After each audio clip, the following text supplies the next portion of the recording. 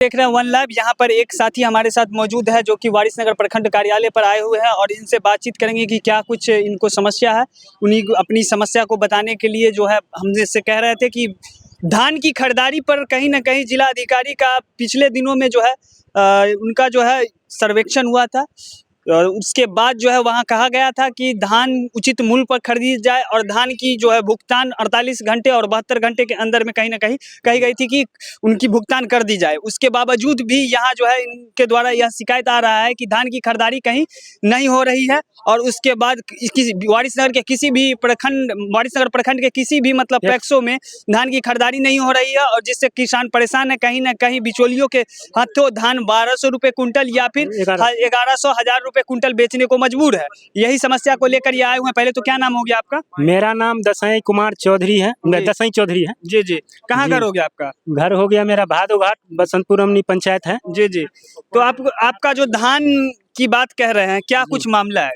मामला हमें तो नीचे से ऊपर तक के साजिश की तरह बिहार को बेवकूफ बनाने की केंद्र सरकार बात अपना छुपाए हुए जी। और किसान लोगों को बेवकूफ समझ करके यहाँ पूरा बिहार भर में कहीं भी पैक्स के द्वारा धान सही समय पर नहीं खरीद पाते हैं और किसान लोग 1100 से 1200 रुपये प्रति कुंटल बेचने के लिए मजबूर हो जाते हैं और बेचते हैं।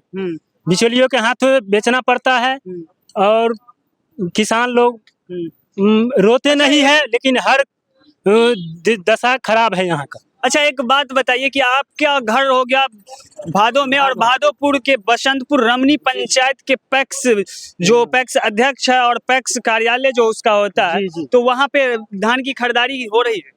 कभी नहीं हुआ है जिंदगी में, कभी नहीं हुआ। कभी नहीं हुआ। मतलब पिछले बीते दिनों में कभी हुई ही नहीं। मैं भी पैक्स सदस्य जीते हुए प्रबंध समिति थे पहले थे जी। 2009 में कभी नहीं हुआ। उस समय इस बात को उठाए थे आप? जी जी, हमेशा उठाते रहते हैं, लेकिन गरीब को किसान को सुनने वाला कहीं नहीं जी नहीं। कोर्ट से लेकर के हाई कोर्ट तक नहीं सुनते हैं कोई।